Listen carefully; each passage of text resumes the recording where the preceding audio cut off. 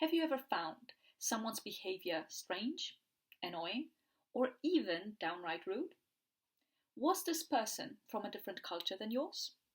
If yes, then I want to introduce you to a book that may shed some light on that strange, annoying, or rude behavior.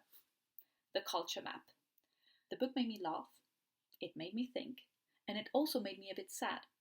The reason why I got sad is because it reminded me of when I lost a friend due to my cultural unawareness. So here's me delivering what I thought was the best joke ever. And the best jokes, where I come from, are delivered with a poker face. And here's my friend. He comes from a different culture. And as you can see, he didn't find my joke funny. Actually, he got very upset because he thought that what I said was extremely rude. What if this was your business partner? What I'm going to do today is I will briefly review the book, invite you to read it, and then hopefully we'll be able to discuss it together. Let's start with a short summary. The Culture Map has 8 chapters, and each chapter introduces one parameter that can be helpful when trying to understand a culture. And these parameters are communicating, evaluating, persuading, leading, deciding, trusting, disagreeing, and scheduling. And each culture falls differently on each of those 8 different scales.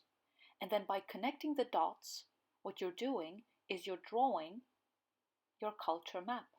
And each culture will look differently. Knowing this can be helpful both in business and in personal life. Do you still remember my former friend? The book nicely explains what happened between us. He is from what we would classify as low context culture, where what you say is what you mean, and every joke has to be finished with, "I'm kidding."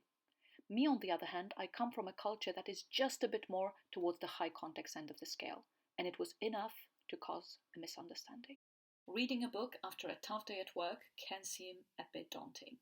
However, there are some books that are easier to read than others. So in my videos, I'm going to judge the books that I read on a scale from 1 to 10, where 1 would be a book that doesn't require much concentration. You could basically read it on a bus.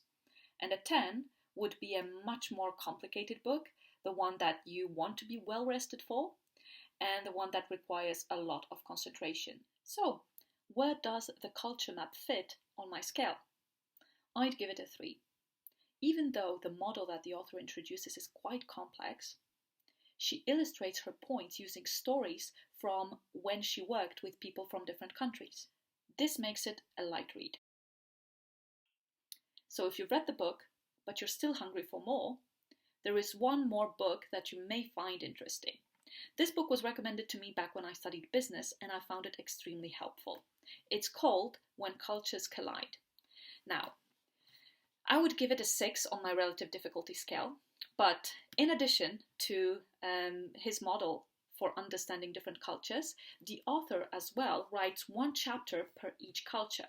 So, good news is, you can take a shortcut, and if you're doing business with France, you can just read 1 chapter as opposed to the whole book, because it is quite thick.